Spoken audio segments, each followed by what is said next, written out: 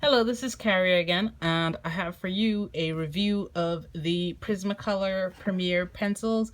Now you're wondering why I have all these supplies needed. Over the course of all of this, there's going to be a lot of talking. I'm going to need my water, I'm going to need my sharpener, and I have my notes. So this is going to be a fairly lengthy review. I apologize in advance.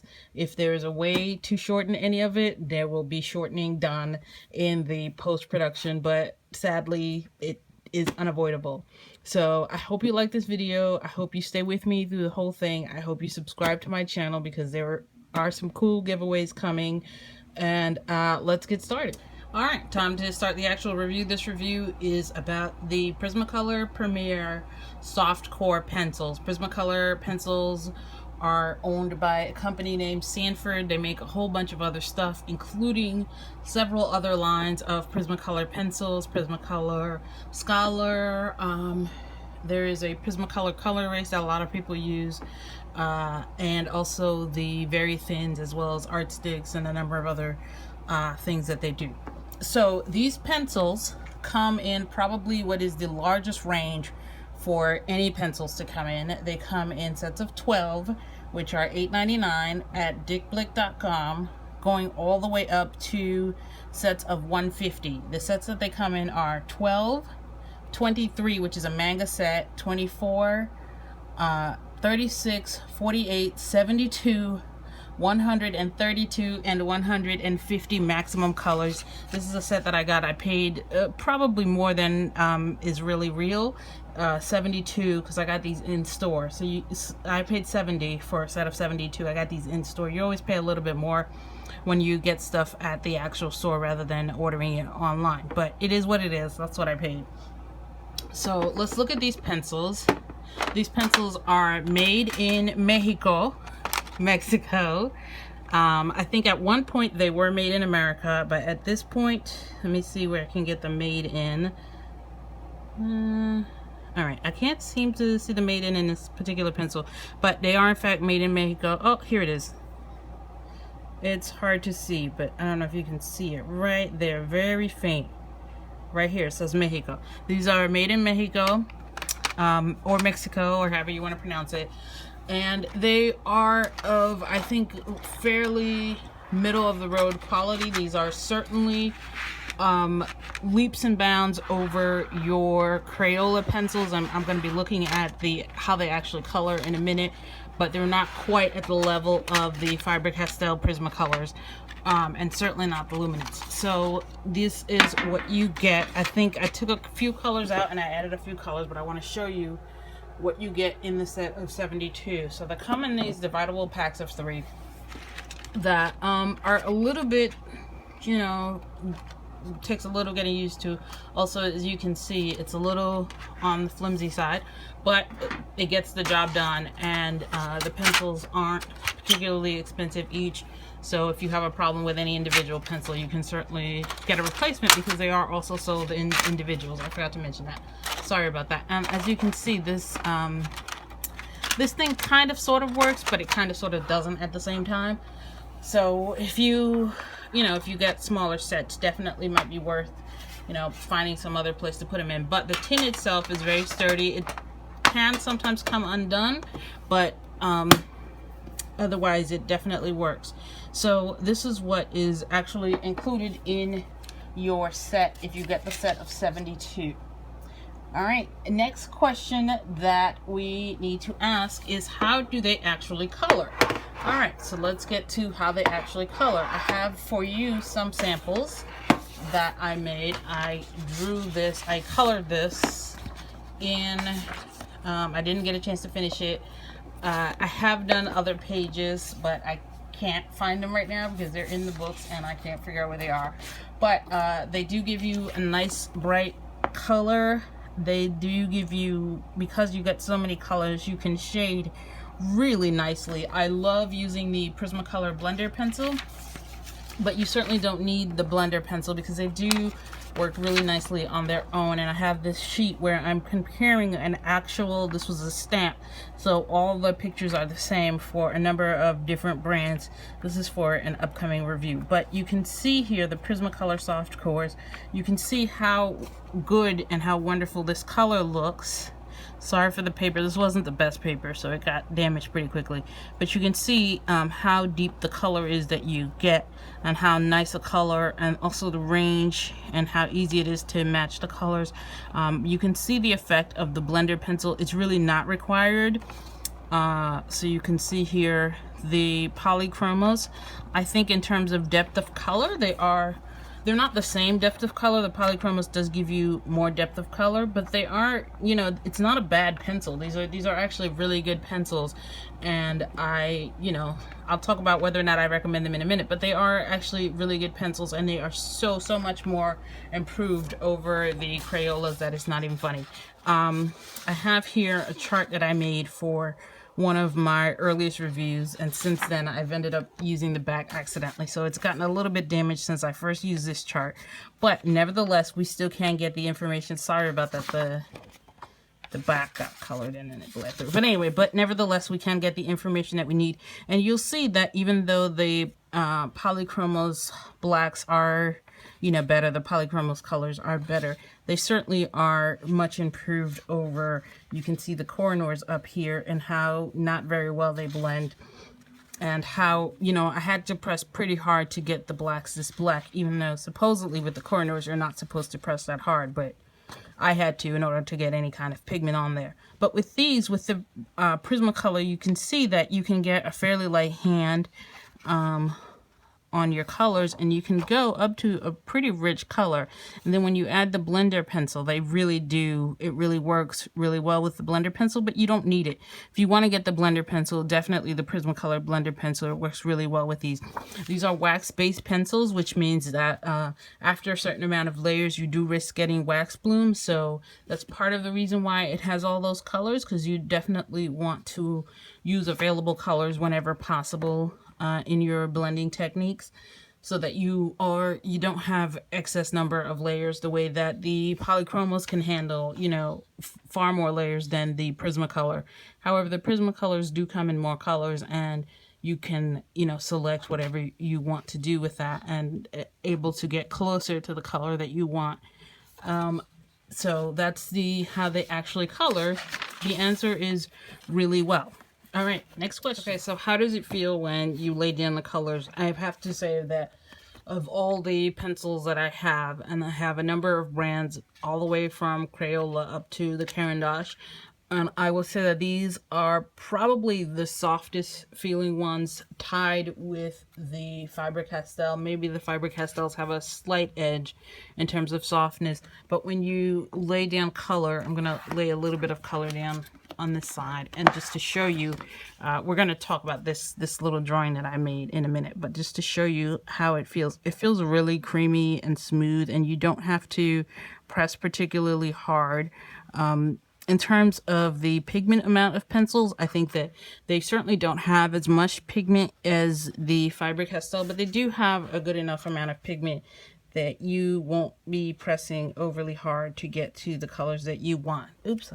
Is this the brown? Oh, I thought this was a brown. But anyway, so this is kind of a different color. But anyway, you can see here that it does lay down a nice line for you. So, and you can, and this was a previous color that I did. So you can blend the colors up really nicely. And they are, I think they're more translucent, but that's probably good. They're not as translucent as some of the Faber Castell colors, but they're certainly more translucent than other brands, which is good, because then it's easier to lay down colors on top of each other. So in terms of how they feel really wonderful in the hand. They are, you know, they're not particularly heavy. Some brands are fairly heavy. They're not the lightest heavy, but as I said, for most of these categories, the Prismacolors are going to be middle of the road.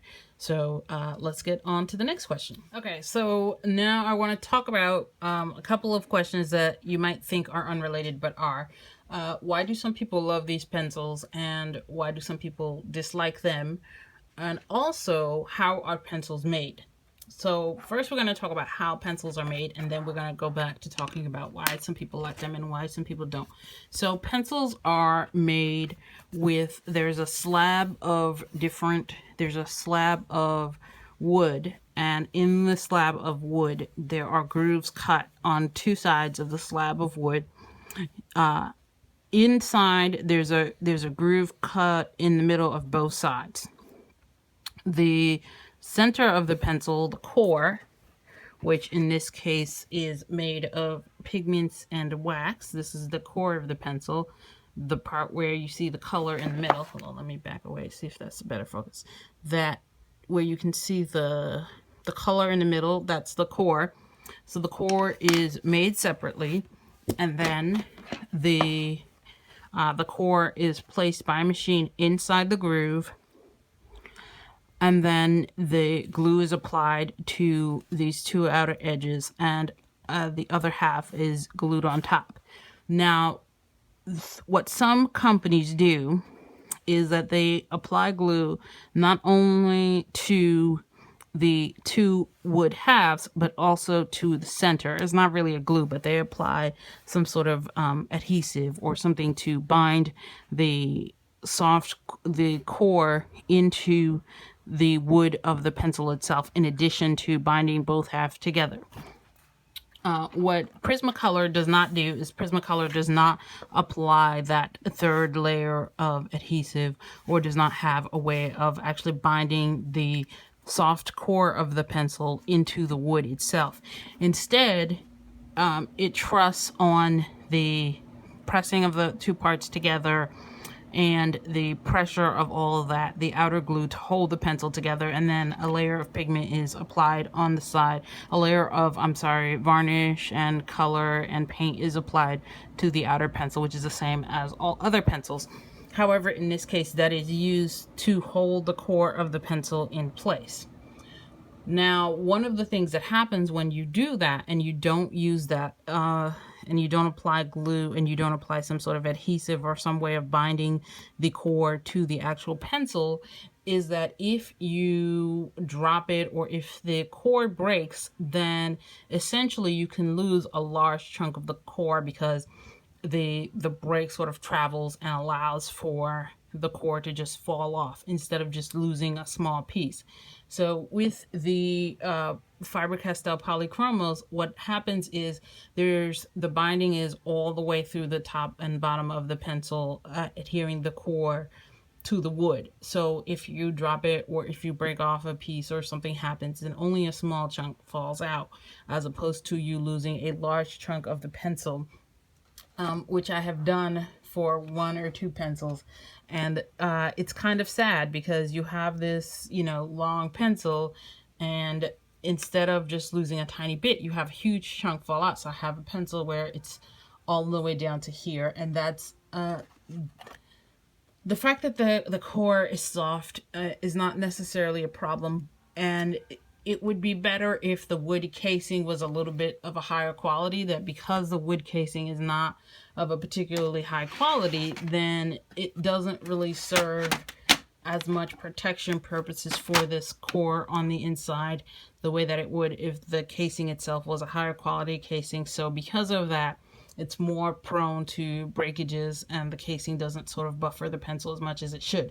So what you end up getting is a situation in which the pencil on the inside then is extremely fragile. And you'll see people talk about this, even people who love this pencil will talk about how fragile they are, and how you have to baby them, and how you have to take great care of them, because you do risk sort of damaging the inside of the pencil. If you drop it too much, you can drop it and you might not even know for weeks or for months that there's been damage inside the pencil. But once the lead starts to crumble, then you have a situation in which it's very hard, if at all, to repair. Some people try putting it in the microwave for a few seconds. Some people use any number of ways to address the issue.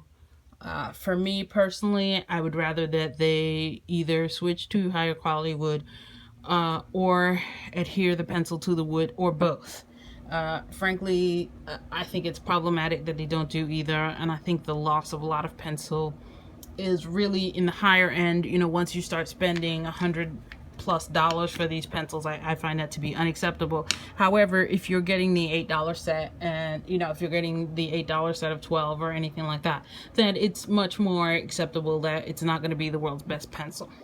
So anyway, that's the issue of why some people like them and some people don't. And this breakage issue is, you know, it can be fairly serious. You can have a lot of breakages and lose a huge chunk of your pencil. So one thing I wanted to talk to you now about in relation to these breakages is, hold on, let me get this page here. I believe it's this page here. Okay, so I did this with, I believe it was this pencil. Yep, it was this pencil, indigo blue. And I did all of this with the Faber Castell indigo blue pencil. And I did just these three. And as you can see how far the nib wore down. Whereas with the Faber Castell pencil, the nib did not wear down at all. Let me see if I can quickly get it for you to show you the difference in the nib. And this was before, you know, and just to show you how much the nib just basically held on to. You can see that it's worn down a little bit, but it's not at this level here. So that's one thing to keep in mind, is that because these are so soft, you will need to sharpen them often, and it will sort of, you know, it will quickly wear down this core here. So you're going to need to sharpen them often. What I have found trying all sorts of different manual sharpeners, that if you're using a manual sharpener, the Prismacolor black sharpener is really the way to go. And I think that, you know, they kind of should be sold together. That's how strongly I feel that these are. If you're going to be using a manual sharpener, then this is kind of the way. This is pretty much your best bet, because what these have is they have the weapons grade point that you can get with most pencils, but because these are so fragile, you can't, I mean, you can, but you really would be better off using a blunter point that's less angular. So you do this, and this pencil sharpener actually works really well in this regard, and you can awkwardly move the sharpener around. That's one thing you can do, as opposed to moving the pencil. You can move the sharpener around, and you can see that it does really sharpen without you losing the lead. So if some people are having breakages, that's probably one of the reasons that's causing the breakages, is this issue of the sharpener, and this issue of it being so soft in the center. But once you have that, you can sort of, this will mitigate the breakages, I think, a fair amount if you take it easy and you don't go as quickly as I'm going now. This is almost criminally fast the way I'm going. You really shouldn't go this fast. You should go slowly with more care. But as you can see, once you get the sharpener on, you get this really nice point that is perfect for this pencil, and you don't risk, and let me put it closer, you don't have as big a risk of breakages. So some people do use, there are a number of different strategies, but I do like using this sharpener with this Prismacolor sharpener with these pencils for that reason. So that's an issue that is at once a breakdown of why some people don't like these pencils, and also why some people don't mind it. They are high maintenance. If you're willing to do that kind of care, then you can get really good values from some of these sets, and I'm going to talk to you in a minute about, you know, the value and which sets I recommend and which sets I do not recommend. So let's get moving to the next part of this review. So now we come to the part of how do they compare with the other pencils. Now, we looked at this chart earlier of the some of the different pencils and how they compare to the Koh-i-Noors. In terms of the Koh-i-Noors, I personally think that it really depends on what price you can get for, because this says $13.49 for 24, but if you go to But if you go to Dick Blick right now, that's the same price as the Polychromos, I'm sorry, as the Prismacolor 24. The current price for the Prismacolor 24 is $13.75, which is the same price as the Koh-i-Noors. So in that case, there's absolutely no hesitation for me to recommend the set of 12 for $13.75. I think that's a great value, and totally you're going to be very happy if you only want 24 colors. Now, most of us are going to want more colors than 24. So this is when the question becomes much more complicated. So for 72 colors, the colors that I have here, the set that I have here, I paid $70, which I totally overpaid, and it probably, you can, right now, the price is $59.99 for just the pencils at Dick Blick, or you can get the set of 72 plus a giant portfolio for like $65. So with that in mind, then the set of 72 is really, it's not a terrible value, but it's not as good a value as, say, the 24 would be, just because of the difference in price. Having said that, however, I still think that if you are going to be spending, let's say, I said, let me put it this way. I think the set of 72 is the largest set that I would recommend on its own set. Higher than that, I think that once you get to, you know, $100 for the set of 132, or even, you know, like $125 for the set of 150, I strongly recommend that you pass on that and you get these instead. These are markedly much better pencils because of those differences with the binding, but also these are all light fast to various degrees. These only, I think only like 24 of these are light fast. So that basically means that if you're going to display your work, if you're going to put your work up, you know, it will start to fade. And I don't know about you, but if I spent 5 hours or more on a single drawing, on a single coloring page, I don't want it to fade after I've worked on it for all that time. So I think that that's one of the reasons why the Polychromos is much more recommended. The other reason, you can see here on this line that, you know, these colors wear down fairly quickly, and you can see how much they've worn down. These are some of the darker colors, but you can see that even though I've really not used these that much since I got the Polychromos, I think I've used the Polychromos about, I would say probably 5 times as much. The pencils are not worn down nearly as much, and I'm going to show you the Polychromos again so you can see how the Polychromos just aren't worn down that much. So the Polychromos just really are not worn down to that level. Many of the pencils, the pinks, which I don't use all that often, are still pretty much, this is still pretty much factory sharpened, even though I have used it, but it's not, you know, let me see if I can go back a little bit.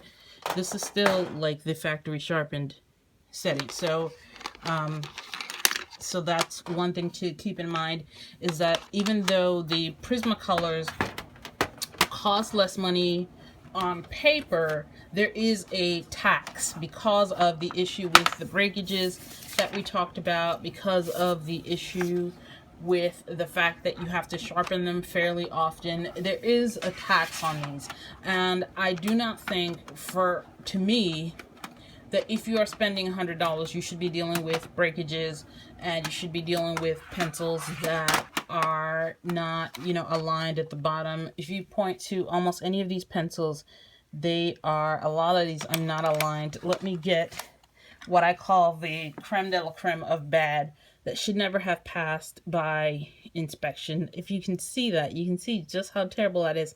This should have never passed quality control. The fact that it did pass quality control, this was brought within the set, so and I didn't notice it for a while. And the fact that it's, I don't know if you can see it, but it's pretty terribly off center. So something like this should have never passed quality control, but it did, and it came in my set of 72. And I called them, and, you know, we'll see if I ever get a replacement pencil, but I'm still waiting. So there is that. So to me, and I don't know if you want to be waiting for a long time to get your replacement pencil, but I am still waiting on this Copenhagen blue. I want to show you so that you don't think I'm making this up. and this did come in a set. So so that's one thing that you don't really get that sort of issue with the Polychromos. However, once again, if you are, you know, if you have $50, let's say you have $50, it's pretty much your call, because do you want to get the extra $10 and get the 72, or are you willing to go up to $100 and get the Polychromos? That's pretty much up to you.